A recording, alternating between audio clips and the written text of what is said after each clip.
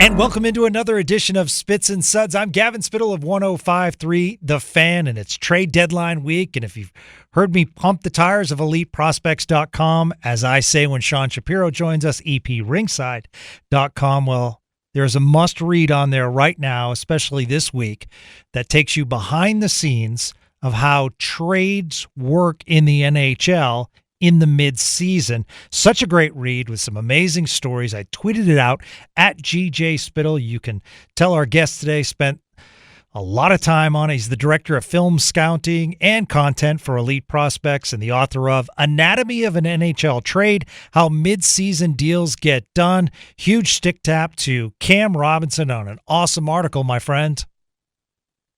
Yeah, I appreciate that. It was a lot of fun. It was something I don't do a ton of, or I haven't in my professional career, where I sat down with, I think it was 7, current and former executives. And, I said like, hey, can you give me 10 or 15 minutes of your time? And I don't think any of those meetings lasted less than 40 minutes. So they were all really gracious with their time.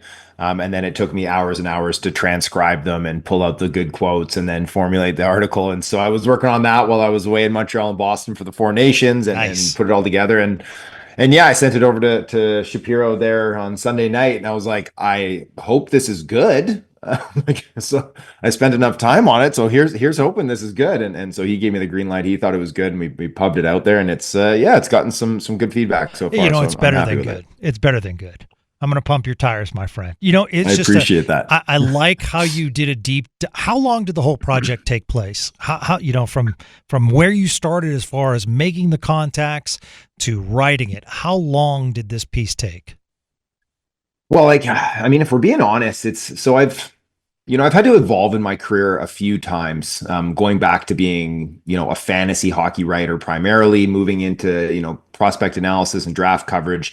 And I'm slowly kind of reinventing myself a little bit, adding on, some insider pieces. And so that started last year, where I made a focus on getting some more connections on the team side of things. So I'd interviewed for a few NHL jobs, and that had opened up the door to some relationships. And then, being at all these events, U18s, the World Juniors, the draft. And so I'm a pretty personable guy, and I just started, introducing myself. And I joked with my wife that I felt like I was back in university or something. I'd go see a GM and I'd go over and I'd introduce myself and I'd be like, hey, maybe I can get your number. We can go over a drink or something, So it's that sense, getting those connections and kind of forming those relationships with people all throughout the team side has been going on now for a little over a year and a half. And yeah, so, this kind of idea popped into my mind in January, that I thought it kind of would be a cool idea. And so I just started reaching out to some people. But yeah, doing the interviews, the whole process probably took about 3 weeks,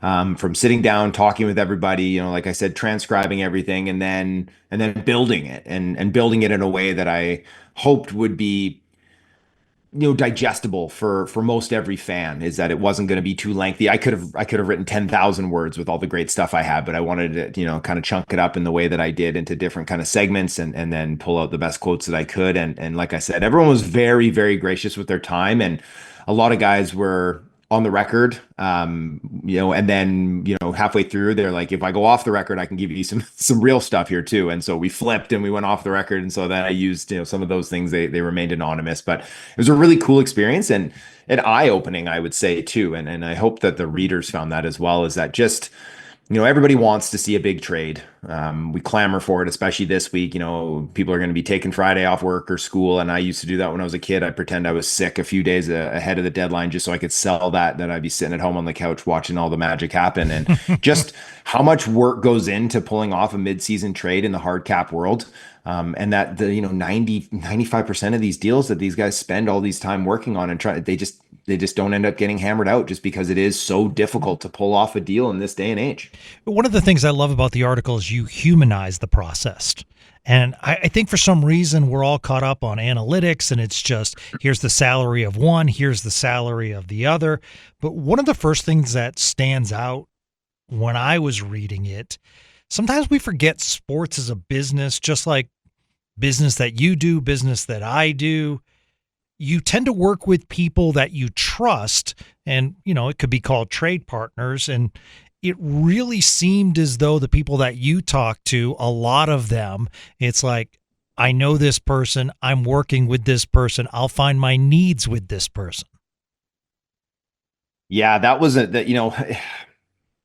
it shouldn't come as a shock as we see certain executive groups work with other groups that they have familiarity with, or say, you know, a president of hockey ops or a GM that used to work in another organization, and all of a sudden, they're making deals because they're familiar with those players, and then they're maybe familiar with the new regime that's there, and maybe they were underneath them and took over when they left or something like that. I look at the Vancouver Canucks and Pittsburgh Penguins, right? Jim Rutherford, Patrick Alvin, even Rick Tocchet. Like it's a whole bunch of Penguins came over to Vancouver, and then lo and behold, Vancouver has done a lot of deals with Pittsburgh since then. And so, but I did, the one person who did bring that up just said that, these guys are humans too. And a lot of these relationships go back, 30 years to playing days, to family vacations, and that they're comfortable and they trust each other to have discussions and trust that it won't maybe leak out to the media. And so it's another part that I talked about is, the use of the media that some teams will really take advantage of. And Mike Gillis had a really good anecdote for that too, where, he's like, we get a call from a GM, and he'd ask, are you open to moving this player? And we'd say, for the right price, or like, what are you thinking? And then the next day you'd see it in the newspaper online that, oh, the Canucks are shopping this player. And so, the use of the media. So those longstanding relationships where you have that trust in there that, that someone's not going to try to sandbag you in that regard too. So it is definitely a human operation, and relationships are formed, and bad blood is in there too, where some teams won't work with each other, whether that's, the owners dislike each other, the GMs dislike each other. There's they're in divisions. And so there's all these kind of elements that go into it. Players want to move to different conferences. Teams don't want to send a player to their same division. There's just so many roadblocks and hiccups and things that can get in the way of pulling something like that off. Not to mention the cap ramifications, right? Or siphoning Sure. money through a third team, right? It's so much. Yeah, absolutely. We all want to keep our jobs, and GMs are the same way.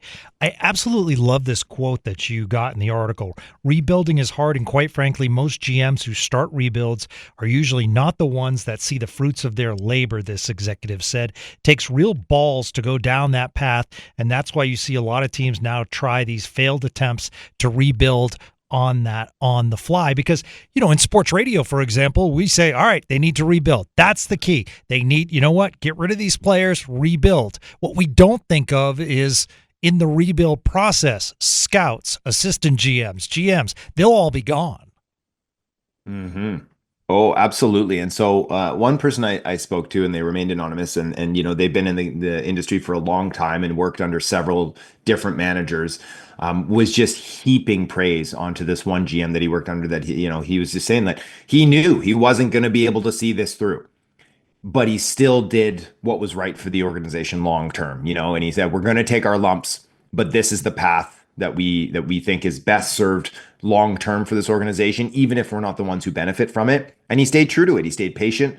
He didn't rush into things to save his own hide. And, consequently, that GM is no longer with that organization. But that organization is better for the moves that they did. And he was just heaping praise onto this person. You can justify those moves in the next job interview, right? Versus the guys that are on the last year of their deal, or, they think that maybe their job's on the line, and they do those panic moves to, a Band-Aid move that might help you today, but at the expense of your future. Those are going to be hard to justify in your next job interview when ownership is looking at it and being like, I'm going to trust you to run this franchise for the next 5 or 10 years. And you left that franchise looking like that. So at the end of the day, like, doing the right thing can be difficult and in the short term painful. But in the long term, you hope, as long as you have those relationships built in this league, because it's very, very important, that it will benefit you long term. But at the same time, you look at a guy like Mike Gillis. He won General Manager of the Year in 2011. He built those great Canucks teams in that era, came one game shy of winning a Stanley Cup, and he's never got another job since. And it's because he kind of ruffled feathers. He went on his own, and he did things his way, and he had his own principles that didn't really fit in with how a lot of teams operate and how a lot of managers operate. And consequently, he's been out of the game now for over 10 years. And I think that it's a real loss to specific organizations that could have had a chance to get him. And it just further illustrates how much of you don't want to call it just an old boys club because I don't think it fully is that anymore, but it's a relationship business.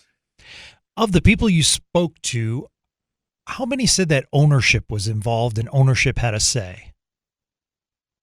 So nearly all of them, it's their money, right? End of the day, big ticket moves need to get signed off by ownership. Now, there are different levels of ownership, different ways that those owners manage. Some are completely hands off, and they'll want to know when you're about to go sign some guy for 90 million over 8 years, obviously. But they basically they hire their people that they trust, and they're like, I'm not a hockey mind. I am someone who enjoys the game, but I'm going to pay the best people I can to make the decisions to get us successful. And then there are owners that are literally in the building on a day-to-day basis. They're coming in, they're giving suggestions to the GM or the president of hockey ops. They want to be involved in all the conversations. They're really, really hands-on. And from discussions with these people in this one and in previous discussions I've had with some managers about that kind of stuff is that it's far more difficult to get things done when you have an owner that's really highly involved. But sometimes the highly involved owners, like a guy like Tom Dundon, I've heard is that he's really involved in Carolina, but he does he does trust the people that he hires and he gives them freedom to operate. He just wants to be included in what's happening, and he might have his ideas on what he wants long term, and he's not an ultra rich billionaire like some of these guys where he can write a blank check. But I think he does get a bit of a bad rap because of that. Is that he just doesn't have limitless money.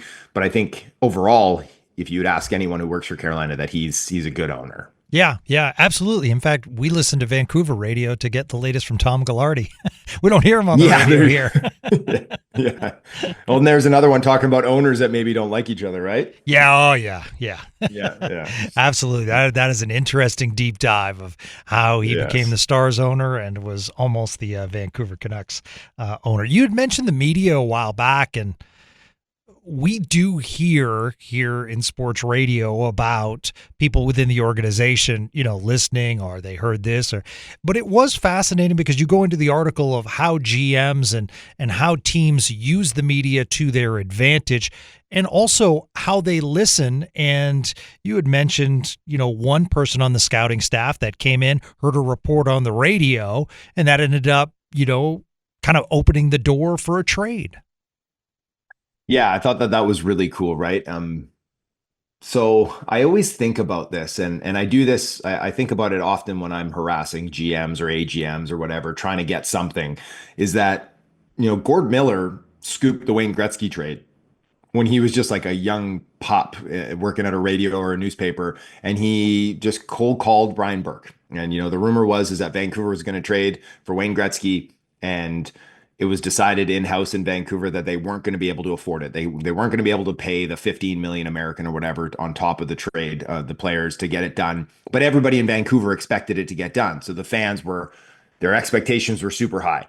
And so Gord Miller just calls up Brian Burke and he says, hey, it looks like you guys are going to get Wayne Gretzky. Can you give me a quote? And Burke just laid it out for him. Nope, we're not getting him. He's going to LA. This is how it's going to look like. And he got to break that trade. And so from Burke's perspective, he was using the media to mitigate the expectations of his fan base, right? And so using the media in that regard. And so Gord Miller just happened to be the benefactor for it. But yes, that how teams will use it in different ways. And so nowadays, in the world of Twitter and social media, is that we have such a saturation of information, and it's less about finding out what's out there and more about finding out what's true that is actually out there. And so teams will use it. And I talked about it in the article in a myriad of ways. Like sometimes they'll be like, hey, we know we're about to sign this player for, $6 million. Give it to my friend in the media. Hey, write a really glowing article about this player, maybe comparing him to guys that are making 7 or 8 million. And then 2 days later, we announce the signing for 6. Looks good to the public, looks even better to the owners. Now ownership thinks that I, just saved us $2 million, saved that owner multiple millions of dollars. And, so now you're managing up to your ownership levels too. Or, like Jim Rutherford before they traded JT Miller, Mike Gill said he's like, I'm sure he had that deal done when he went out and he did that interview where he basically laid it out like, we're not going to get much for him. It's Yeah. maybe going to be a third line center and a pick or a prospect or something like that. It's not going to be overwhelming. Is that, he was setting up the fan base to accept the inevitable that was probably already done. And so using that, and it's this exchange of information, and that's what I've been really finding out too, as I've tried to nose my way into the insider game, is that you can't constantly be asking for something, right? You have to, it's got to be a give and take relationship. And so certain people that you become, in better contact with, or you start to build relationships or friendships with, it's that like, hey, here's something for you. And I won't ask for anything in return, right? And then maybe next time you give me a little wink, wink, nudge, nudge ahead of time, or working with agents, right?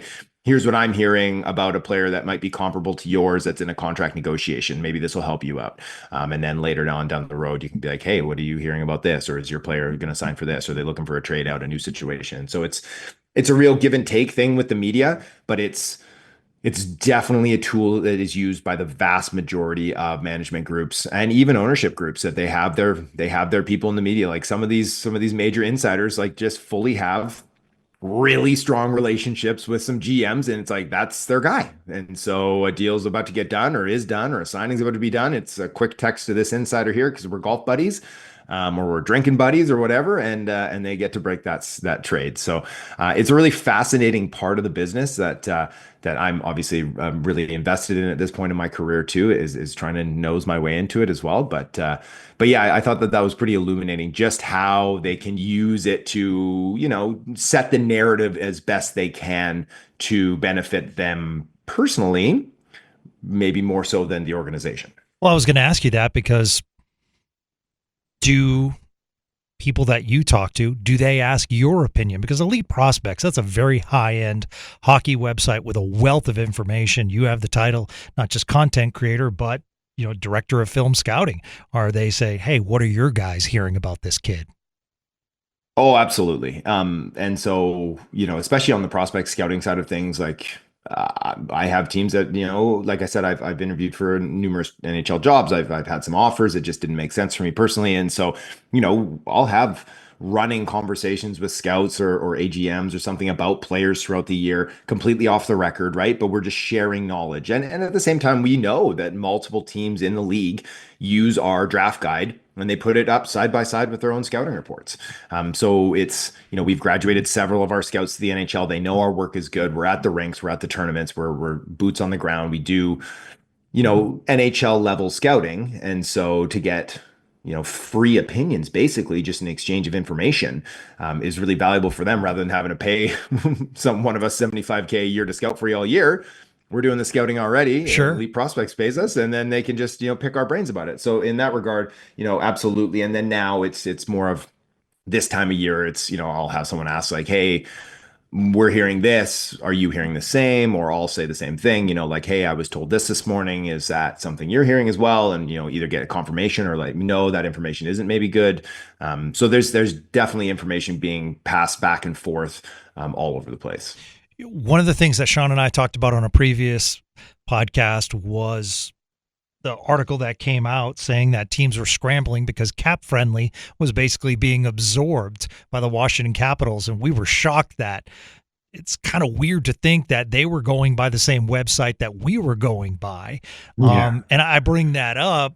A, it was surprising to find that out, but B, one of the things you dive into that I'm fascinated in, we get a lot of questions about trades on this program. And the first thing that I refer to is, well, no, because it's a no movement clause, or realize that this player has this many years left on their contract and it's a modified no trade. You have an amazing stat in there. 861 players who have appeared in the NHL season, 260 have some level of trade protection, right around 30%. And you mentioned that really has created a problem as far as being able to deal with other teams and the movement of players. Absolutely. And, of that 30%, that's 30% of the league. But you got to remember is that you're not even eligible to get trade protection until you have 7 seasons in the league or you turn 27 years old. And so I use the example of Drew O'Connor, another, a Pittsburgh guy who just landed in Vancouver recently, and he got himself an extension with a 12-team no trade clause. This is a guy who has a career high of 16 goals and, 33 points or something like that. So, we're talking a bottom 6 guy, who's 27 years old and really isn't known for being, he's not a core piece, right? And so then you look at the NBA where it's like two guys, LeBron James is one of them, have like full no trade protection, and then a handful more have that kicker where they can like use it to influence where they're going to land, or maybe veto a trade to certain destinations. But it's just become part of the business in the hard cap system because dollars are so difficult to manage and everybody's has to save pennies on every deal. And so to offer that control, right? Because the vast majority of these guys, especially when they're signing those contracts when they are 27, 28, 29 years old, 30 years old, is they are now moving into the part of their lives where they have young families. And so you're playing in California, you're playing on the East Coast, and you have a young family. You don't want to be airlifted to Winnipeg necessarily, or Edmonton, and have like your whole world completely upended for your wife and for your kids too. So it's part of the business that you're not likely to stay in one spot for 15 years for the vast majority of players. But if you do have to move, you want to have control over that. And so players are willing to sacrifice, millions of dollars over the life of a contract to have that. And it works well for managers because they're trying to manage the cap. And then the only issue is that when it comes to a head and things aren't working, and now you have a player that's saying, I'm only going to go to one of two teams, right? Like Seth Jones basically like gave Chicago two teams to work with. Or, I think back to a long time ago in Vancouver here, a local one is Ryan Kessler, is that he basically said, Anaheim, I'm only going to Anaheim. And that team knows it. The team you're trading with understands that now we have complete control. We have the upper hand in this negotiation. And you're going to milk them for all they're worth, right? You're not going to pay market value for a player like that. So you save on the budget and then you pay when you have to trade them is kind of how it ends up being. All right. Couple of quick stars questions. Trade deadline nearing. Jim Nill has been very vocal that to Sean and others that right now, two things. You have a lot of parity in the league, so there are a lot of teams still in it. Like, for instance, Utah is a good example, is they're a few points out. St. Louis is a few points out in the West. Vancouver fighting. So there's a lot of teams that kind of want that playoff gate and show the fan base that they can get in. So that's one thing, and there's a lot of contracts coming up from, for the Dallas Stars. What I wanted to ask you about is with the young talent of the Dallas Stars, I don't want to say, were any of these players on like the focal radar of you and others at Elite Prospects? I know Wyatt Johnston was a COVID year, so that was a little bit different. Maverick Bourque, Logan Stankoven, Thomas Harley, Liam Bichel. I mean, that's a lot of players coming through your system and almost immediately. And these guys were not top 5, top 10 picks. Well, I have nothing but positive things to say on the talent evaluators in Dallas these last, going back even to that 2017 draft, right? Where they pulled Haskin in. Yeah. And then Ottinger, right? And then Jason Robertson. Yeah.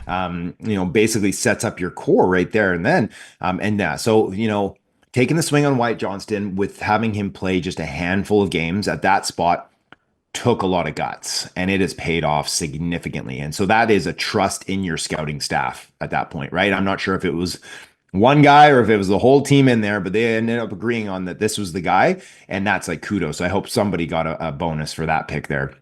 Logan Stankoven shouldn't have been available at the spot that they got him in the 40s. He was a first round caliber player. I think I had him ranked 17 on my personal list. We at EP had him in the first round. Tremendous player, a leader, a battler, just a little shy on the measuring stick was the only thing going against him. But I think he's proven already that that's not going to impact him long term. So they find these assets, and that's how you that's how you manage your window and keep it open longer, is that you keep having players pushing up, forcing, management to make a decision on, we have to find spots. We have to find roster spots for these guys. And so you can afford to move out older guys that are asking for more money and then infuse these guys on their RFA contracts. Now Wyatt Johnston's going to get himself a big price tag at the end of this because he has succeeded so well, but it's going to be worth every penny. Because when you extend these guys for 8 years, when they're 21 years old or about to turn 22, is that you are now locking down the prime of their career. you will get the best years for the best money that you can get. And so I love everything they do. We are super high on Maverick Bork as well in his draft year. And it's taken him a minute, but he tore up the AHL last year and he's finding his way in the NHL right now as a 23-year-old. And I think that he's got a long career ahead of him as well, too. So I think Dallas has done a really excellent job at managing their cap. I think they've done a really excellent job at finding talent and then infusing it. I like the deal that they did to get Michael Granlund, doing some of their work a little bit earlier too. And now we'll just have to see, right? Obviously, Jamie Benn needs a new contract. I assume Granlund's probably just a pure rental. They got Matt Duchene, they got Dadnoff, and then they've got to extend their big RFAs too, right? So they're going to have some work to do this summer, but they're in a great position to be a strong team here for a number of years. What did you think? We don't talk about him much because he's with the Barrie Colts. In fact, a lot of Dallas Stars are with the Barrie Colts. You have Tristan Bertucci, you have Brad Gardner. The one I wanted to focus on is last year's first-round pick, Emil Hemming. Having a stronger second half in juniors. But what did you think of him coming out? Yeah, so he's a shooter. He's a responsible player who maybe not the fleetest of foot, but the fact that he was playing at the World Juniors. Last year, not this year, but the year before too, as an underager too, right? And sure, his minutes weren't there, but he was still getting a regular shift on the fourth line and showing what he can do. And then this year, obviously that role elevated too, as he's still just 18 years old. So he's a player that has been trusted internationally, and now is starting to find kind of his sea legs. It's a culture shift too, right? Coming out of Finland and playing in the top professional men's league there in the league, and then crossing over and playing in Barrie. And yeah, he struggled a little bit early on in the season, and now he's starting to find it. And I think he's going to be a decent player. He was kind of more of a day two player for me personally, but I didn't have a problem with them taking him at the end of day one there, because he's a shooter, and you usually pay for goals too, and he's got kind of that power forward potential as well. So probably a bit of a project, so someone that you're looking at maybe in 3 or 4 years pushing onto the big club, but there's potential there. It is interesting. I'm sure the travel bill for elite prospects has gone up because when you look at Austin Matthews coming out of Arizona, then you look at Texas with Blake Coleman, Stefan Nason, the Plano native, playing really well for New Jersey. We'll see him tonight. Then you have Seth Jones, and you have both Jones brothers, Caleb and Seth, and that's right here in Texas. Not to mention you have two PWHL pros, and Allison Simpson and Hannah Bilka. So, hockey is now no longer just I grew up north, so the familiarity with Massachusetts, Minnesota, Michigan was strong, but now it's statewide all across the U.S.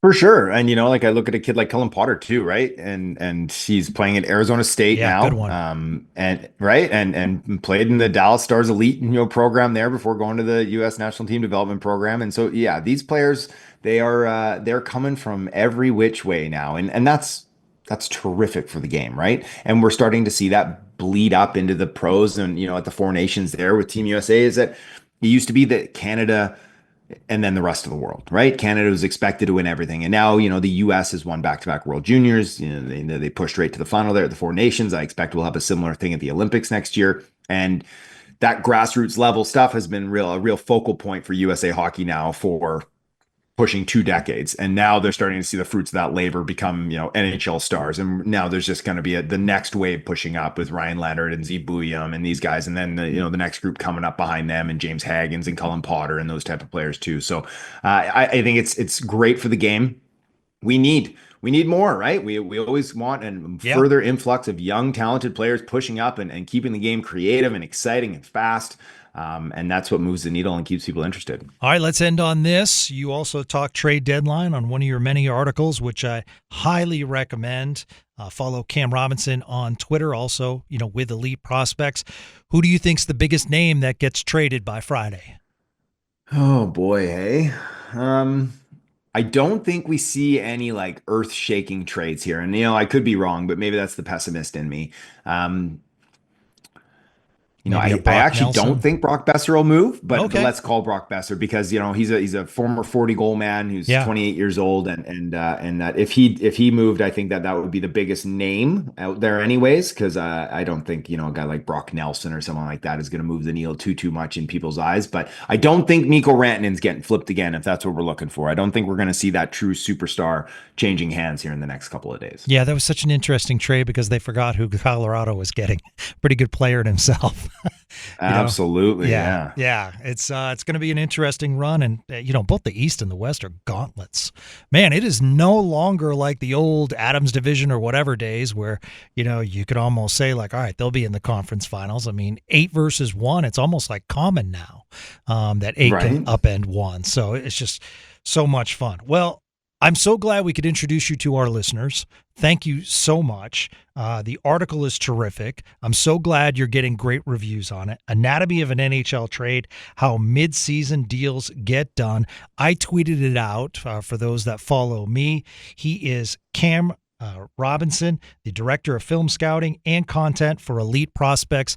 Also, as I mentioned at the top, every time Sean comes on, I'm always talking about Elite Prospects and what you guys do. So massive stick tap, because I think from an education point of view, what you guys provide as far as information, it is absolutely terrific for people getting into the great game as far as wanting to follow the points, where they came from, look at the teams and statistical analysis. It's absolutely terrific. So continue the great work on Elite Prospects, my friend. I appreciate that. Thanks so much. And hey, go get the app, people. It's great. Throw it on your home screen and get rid of those ads too on no pop-ups on the app. So grab that. Eh? Absolutely. Go grab the app, subscribe, whatever it takes. Just support Elite Prospects. They're doing great work in the hockey world. So that's going to do it for another episode of Spits and Suds. We'll be back with another episode soon right here on 105.3 The Fan. Until then, have a great day, everyone.